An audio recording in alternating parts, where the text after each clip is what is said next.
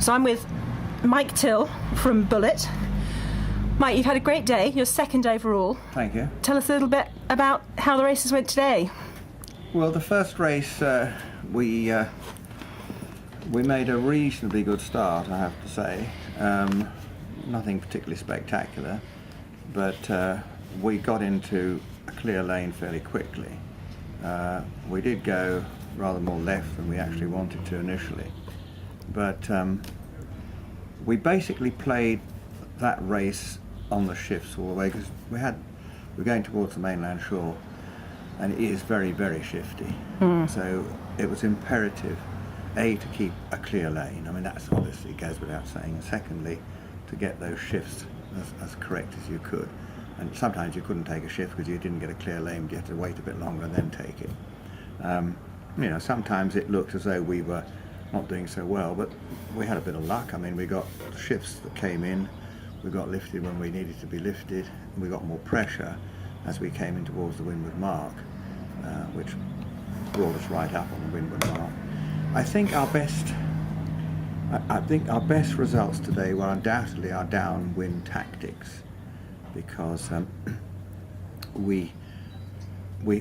Bagnall made some excellent downwind calls, and we were jibing at the right time, and we used the tide to our advantage, considerably better than a lot of the other boats, quite frankly. And we have a new kite which is 2 square metres bigger than the old one, for which we have a 2-point extra handicap on the rating. But you think it's worth it for the performance? I think the performance we got out of that kite today was really good. So it enabled us to, because obviously there were a lot of tidal gates today, so it was important to be up there because of the tidal gate. But it worked out. I mean, you know, like in all sailing, there's a lot of luck involved, but you have to be in the right place to get that luck, and we were in the right place. And I think we finished, I think we were like 5th boat to finish, because Morty was out in front in Anchor Challenge and Aquila and Darren's. The new coat, yeah. Yeah, Coty, yeah. But we thought we were in with a chance. We did a magnificent broach, I don't know, which was probably seen by some people. Nobody could understand why we broached, but they said it wasn't that windy, but we just got... We actually had heeled the boat quite considerably to sail, you know, a sort of fin style downwind, and we were really well heeled. And this gust just hit us, bang! And the guy on the kite, George, was probably a little bit slow to react, and we just went. The amazing thing was, we all.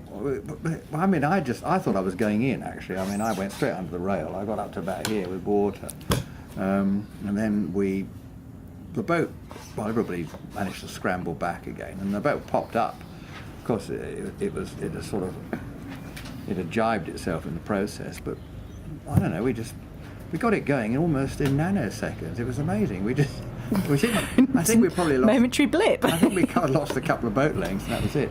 But I think that had we not had that blip, we might have got there first in that race. Anyhow.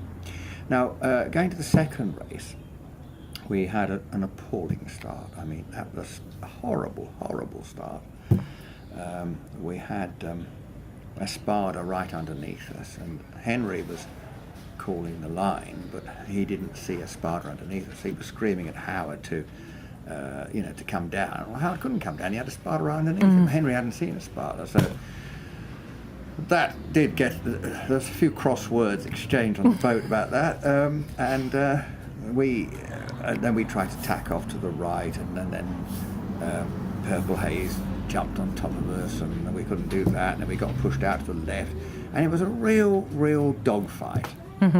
But you know, we managed to extricate ourselves from it all, and we ended up at the windward mark, about 6th, 7th boat or something like that. And from the results, we finished that race 5th, and again, downwind was where we made all our gains. So that new kite is paying off. I think it is. Fantastic. Well, a shame about the third race. Yes, well, the third race was... it's one of those things. I mean, race officers always have a problem, you know, when you have that sort of wind condition.